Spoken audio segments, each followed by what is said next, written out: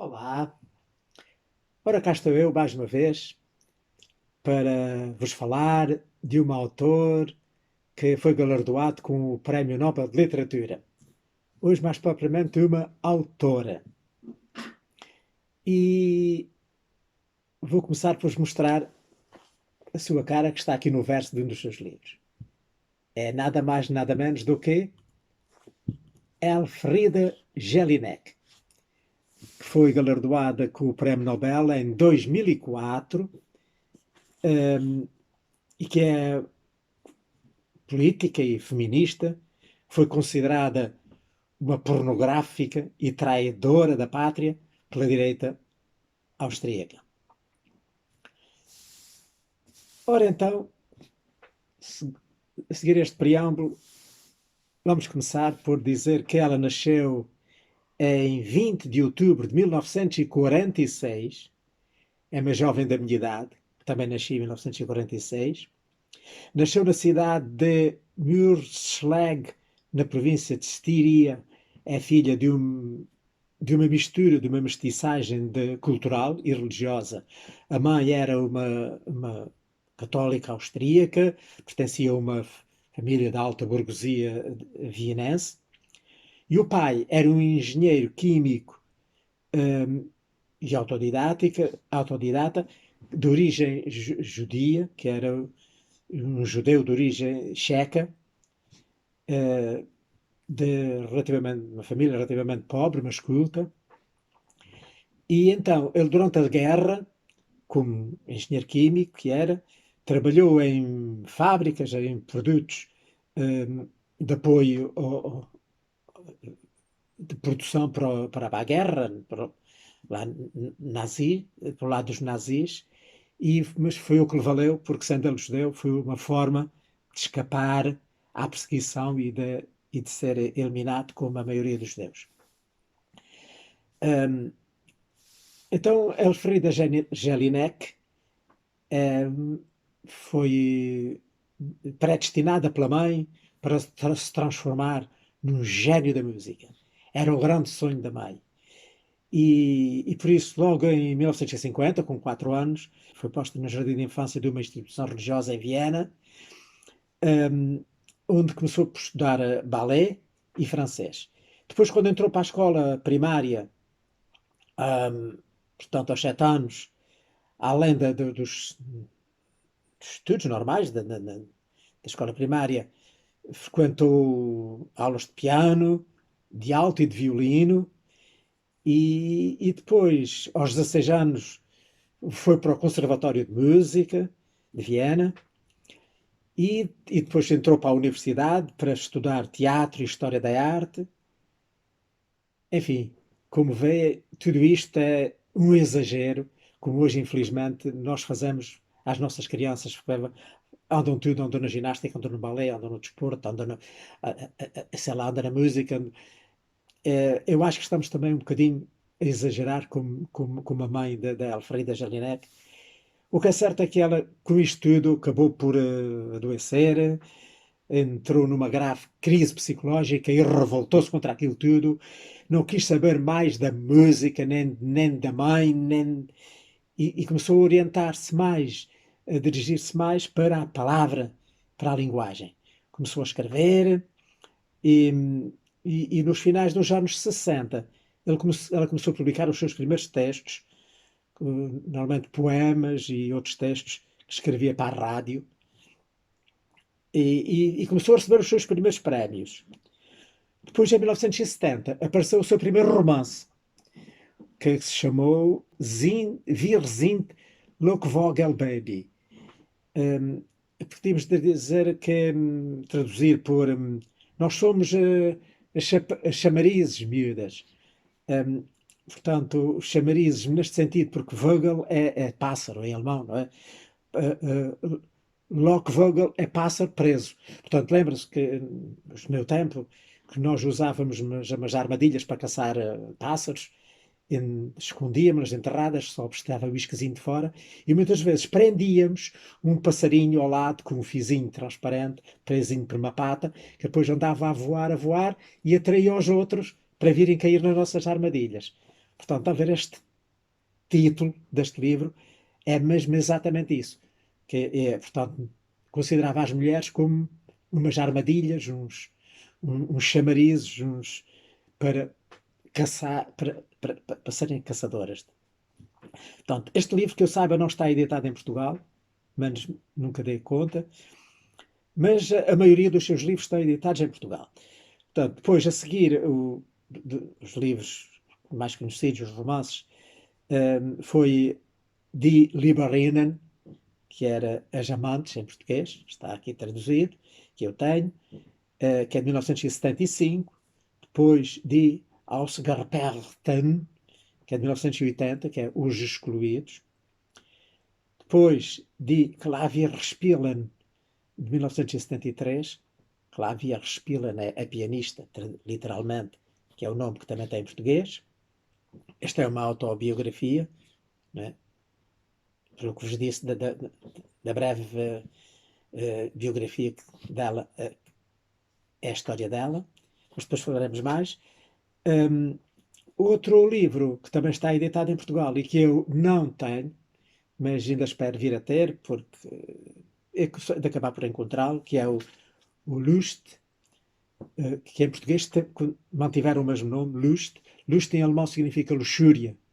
A luxúria. Eu até achava que deveríamos ter traduzido, que eu traduzi por luxúria, porque Lust, os portugueses não dizem nada. Portanto, esse é de 1989, que é também um texto altamente pornográfico, e dado que não o tenho, posso já falar dele, que é mesmo uma anti-história. Portanto, o Lust é a história de um homem que, quando era novo, andava sempre na má vida, metido com mulheres, mas depois, quando apareceu a SIDA, não é? O HIV, ele começou a ter medo e então começou a cingir-se às relações com a sua própria esposa. Mas as relações dele já eram. Isto é portanto, ela que escreve aqui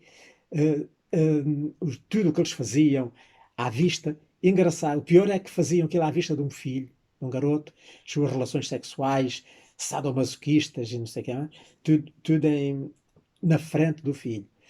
E aí é que é a grande crítica que se pode aplicar a este casal e a este livro. É, portanto, como uma anti-história, é baseado um bocado nas histórias do Marquês de Sade e do Jorge Bataille, em que ela se inspirou para escrever este livro. Pronto, dos outros falarei depois um bocadinho mais à frente. Portanto, a Elfrida Jelinek era como já falei, uma feminista ligada à política, mais à esquerda, e criou uma linguagem muito própria, que ela usa como uma arma artística e estética contra os males e os vícios das sociedades modernas.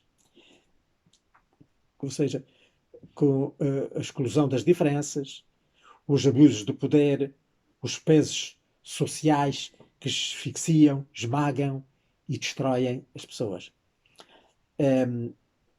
Ali inscreve-se na tradição literária austríaca de outros dois grandes escritores austríacos, o Karl Kraus, que era um dramaturgo e um poeta satírico dos finais do século XIX, princípios do século XX, e do Thomas Bernhard, que também é um poeta e ficcionista e também dramaturgo, esses já mais recentes, já agora da segunda metade deste século XX, que também foram um crítico do antissemitismo latente e pequeno burguês lá da sociedade austríaca, que ela também, Elfriede Jelinek, também critica, sobretudo aqui num dos seus livros. Portanto, Elfriede Jelinek, ao longo da sua carreira, foi galardoada com diversos prémios literários, muito bons, muito importantes, embora fosse considerada pela sociedade, sobretudo da sociedade mais direitista, mais conservadora e mais reacionária lá da Áustria, como degenerada, uma, uma enfim, que chamava-lhe todos os nomes e chamam, que ela ainda vive, felizmente, e, e o seu nome foi muito, muito mal visto e arrastado na lama pela sociedade austríaca, mas apesar disso foi considerada por muita gente muito importante e recebeu muitos prémios, entre os quais o Prémio Nobel, por isso estou aqui a falar dela, foi galardoada com o Prémio Nobel de Literatura de 2004 e no comunicado da Academia Sueca destacou o fluxo musical das vozes e contravozes presente nos seus romances e peças, que com um extraordinário zelo linguístico revelam o absurdo dos clichês da sociedade. Ora, portanto, é isso mesmo que ela revela nos seus livros. Foi, portanto, está bem retratado aqui pelo Comitê Nobel, porque é exatamente isso. Ela luta contra os absurdos da nossa sociedade, contra a estupidez de muita gente do nosso tempo. E, e então eu iria falar agora um bocadinho mais dos seus livros, dos livros que ela tem e que eu tenho. Então, começando por idades. O mais antigo que ela publicou, portanto, como eu já disse, em 1975, que é As Amantes. As Amantes. As Amantes é a história de duas mulheres, fundamentalmente duas mulheres, que, em que, através delas, da história que aqui conta delas, ela critica os romances cor-de-rosa, em que consideram as mulheres, né, portanto, amadas, muito estimadas e amadas pelos seus apaixonados, quando afinal, segundo este livro e segundo a opinião de Jelinek, elas são exploradas em todos os sentidos, sexualmente e psicologicamente e até fisicamente, como vemos, infelizmente, tantas desgraças, pelo homem. Portanto, este é o tema, de facto, que está na base deste livro, Os Amantes. Depois, o seguinte, que é Os Excluídos, que é, portanto, como eu disse, de 1980. Os Excluídos é o tal onde ela critica, um, portanto, o fingimento social lá da sociedade austríaca e não só, toda a sociedade europeia, onde há ainda muito nazismo escondido, muito reacionarismo, mas pronto, ela conta a história de um homem que, que vai dar um passeio pelo parque e um grupo de adolescentes uh, resolve espancá-lo, batê-lo até ao máximo, espancá-lo. E porquê? Não foi para roubar, não foi para nada. Só, só porque sim. Está a ver? Portanto, esta juventude degenerada que ela critica e em que ela bate fortemente aqui.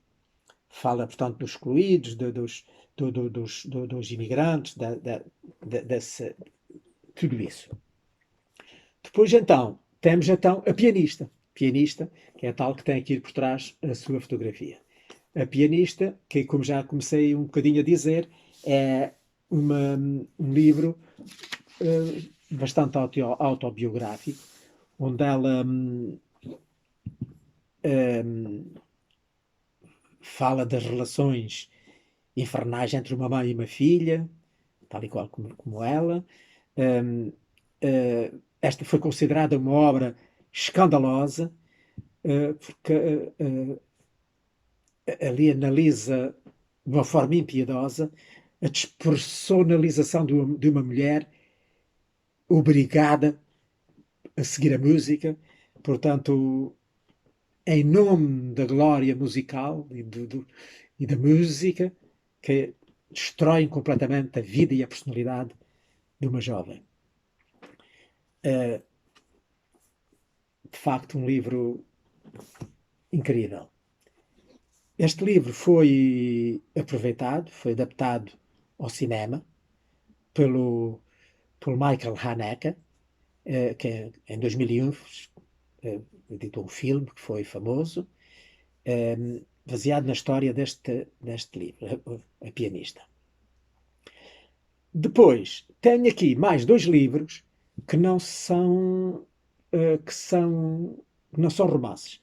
Um deles é uma coleção de textos, que chama-se Manual de Sabotagem, que foi uma coleção de textos feita cá em Portugal, que, selecionados e traduzidos por Bruno Monteiro, que foi editado pela Deriva em 2014, onde aqui então ele reúne aqui uma grande quantidade de textos da autora de vários tempos, de várias idades, há uns com muitos anos, outros recentes, e que descrevem de facto onde podemos encontrar que o pensamento de Alfreda Jelinek, as suas ideias, as suas teorias políticas, sociais, eh, e de facto um, uma coleção de textos maravilhosa que eu aconselho de facto a ler.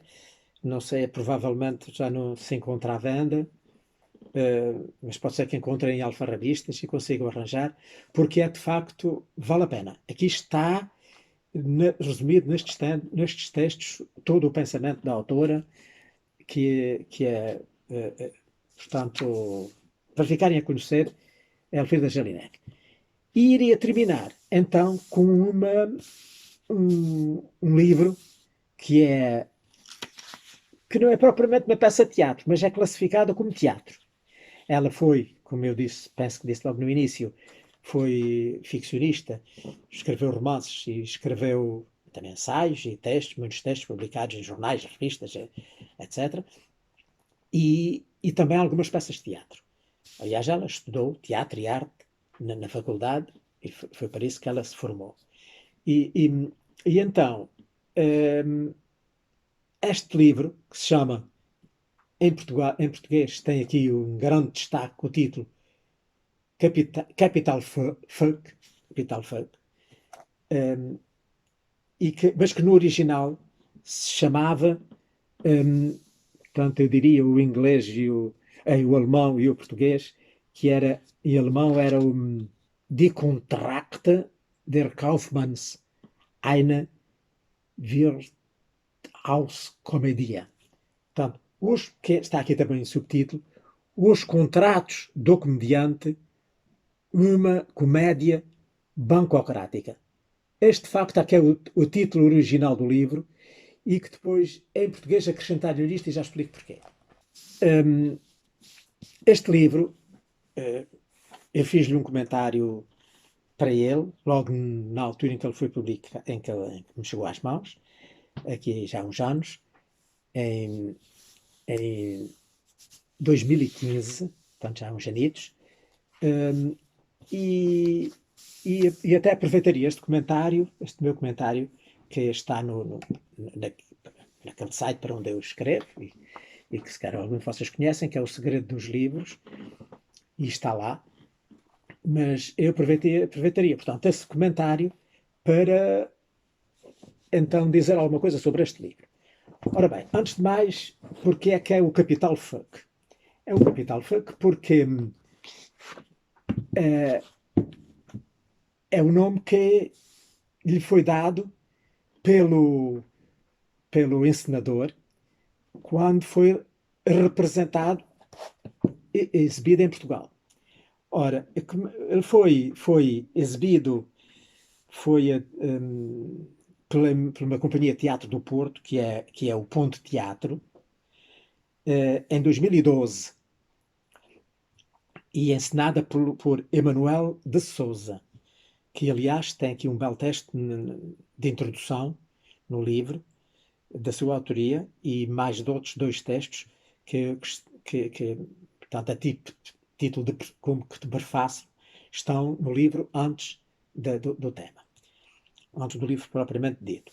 Ora, o livro, como eu já disse, não é propriamente uma peça de teatro, mas é escrito em linguagem teatral e até tem umas dicas pelo meio, portanto, a sugerir formas de o representar no palco e que, portanto, servem de guia para o encenador, depois para o pôr em palco. E foi isso que fez o Emanuel de Sousa, que ele explica ali, assina no seu prefácio, que foi de facto muito difícil de ensinar, porque não é fácil adaptar um texto que não está exatamente feito como teatro, mas um texto teatrável, digamos assim, e onde ele explica. O assunto do livro ele foi escrito, não sei se eu cheguei a dizer a data, ele foi escrito em 2008, penso eu, foi publicado em 2008, exatamente, e em Portugal, depois, como vimos, foi exibido pela primeira vez lá no Porto, e também em Lisboa, e em outros sítios, em 2012. Mas 2008, se bem se lembram, foi quando apareceu aquela crise, né? Que começou nos Estados Unidos e depois espalhou a Europa e ao mundo inteiro, que faliram bancos, muita gente perdeu os seus capitais, o dinheiro que tinham investido nos bancos, que tinham investido naqueles produtos altamente engenheirizados, da tal como engenharia financeira que os bancos criaram e que depois aquilo deu para o torto. Muitos bancos faliram, as pessoas ficaram sem o seu. E então foi baseado nisso, nessa desgraça, que ela escreveu este livro, em que é sobre, exatamente como diz o título, não é? Portanto, o, uma comédia bancocrática. Os contratos do comerciante ou negociante bancário, que exploram, comeram o dinheirinho dos depositantes. Ora então, aqui, agora seguindo um bocadinho mais o meu comentário, ela critica tudo e todos. Ninguém se pode considerar inocente. E que apareça o primeiro, que diga que pode atirar a primeira pedra. Os depositantes são os primeiros culpados. Porquê? Porque se deixaram levar pela ganância. Como ela diz no livro, prometeram-lhes 15% de juros. Epá, onde é que eu arranjo 15% de juros? Portanto, a sua ganância levou-os depois no fim perderem tudo. Como se alguma vez, depois dizem eles ali assim, a certa altura, como se alguma vez nós conseguíssemos pagar 15% de juros. Foram uns bananas, uns palermas que caíram na armadilha. Portanto, os primeiros culpados são os próprios depositantes que aceitaram investir em produtos que lhes prometiam 15% de juros. Depois foram os banqueiros, porque usaram a aparente solidez e a tradição do seu velho nome, né? Os bancos, um banco tradicional com mais de 100 anos, que não sei o quê, e tal, e todas as pessoas acreditavam, este banco nunca vai falir, posso lá pôr o meu dinheiro à vontade. Os banqueiros, que enganaram as pessoas o seu velho nome do seu banco, que enganaram tudo e todos e embolsaram as migalhinhas de cada um para o seu bolso. Eu vou aqui transcrever lá no meu comentário e leio aqui agora uma pequena passagem que exatamente que diz isto mesmo. Eles às tantas, né, lá os banqueiros, dizem,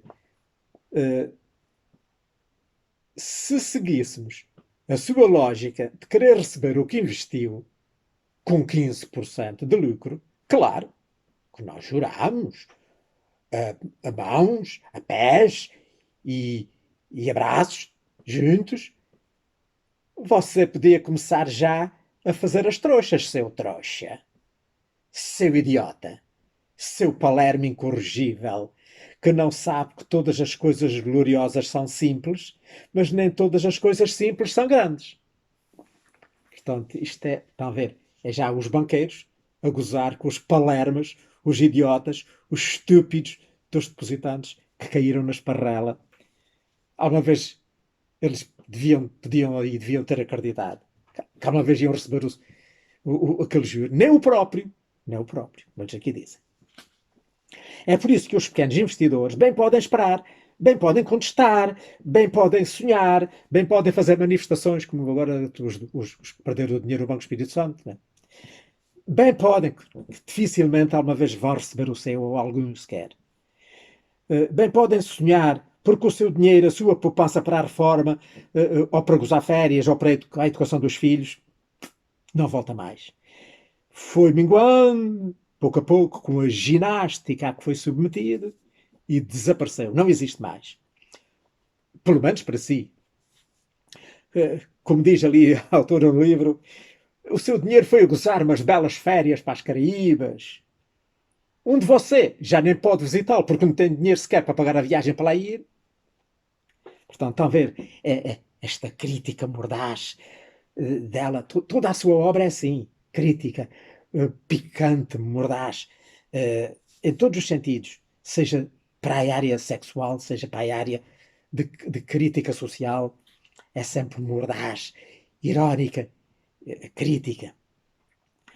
Portanto, o título, Capital Fútil, como já disse, foi atribuído lá pelo Ponte Teatro, e, e mostra-nos até que ponto o, o, o capitalismo chegou.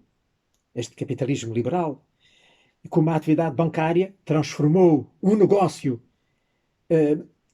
que era honesto, até há umas dezenas de anos atrás, de repente se transformou naquilo a que a autora classificou, e todos nós poderíamos classificar, seguindo o exemplo da Elfrida Jelinek, numa comédia hilariante,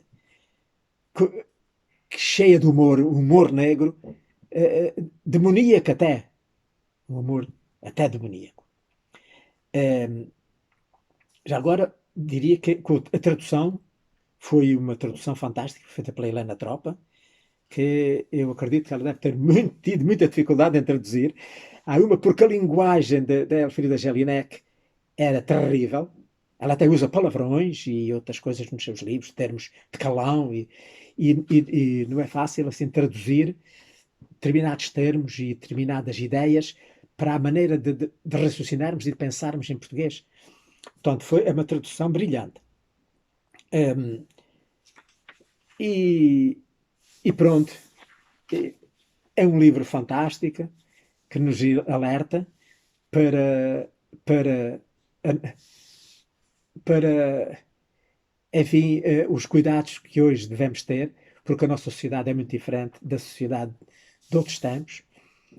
E, e então eu só terminaria com aquilo a que o livro chega. O que é que o livro diz? O que é que aconteceu ao pequeno investidor? O seu livro, o seu dinheiro já morreu. A sua independência económica já morreu. O futuro dos seus filhos também morreu. Ela diz mesmo que foi você que matou os seus filhos para que eles não sofram com aquilo que você lhe fez. Quer dizer, matou-os psicologicamente, não estamos a falar aqui de assassínio. O seu emprego desapareceu, a sua casa desmoronou-se, e depois a autora termina com uma sugestão para resolver este problema, este radical, este intrincado problema, uma solução radical que vai resolver o problema de uma vez para sempre. Claro que eu não vou contar, para isso têm que ler o livro, porque senão eu dizia tudo e já não tinha graça irem a ler o livro. Pronto, por hoje me fico por aqui. Hoje, felizmente, consegui demorar um bocadinho menos. Espero que tenham gostado. E pronto, para a semana cá estarei com outro autor Nobel para vos apresentar. Ora, passem muito bem.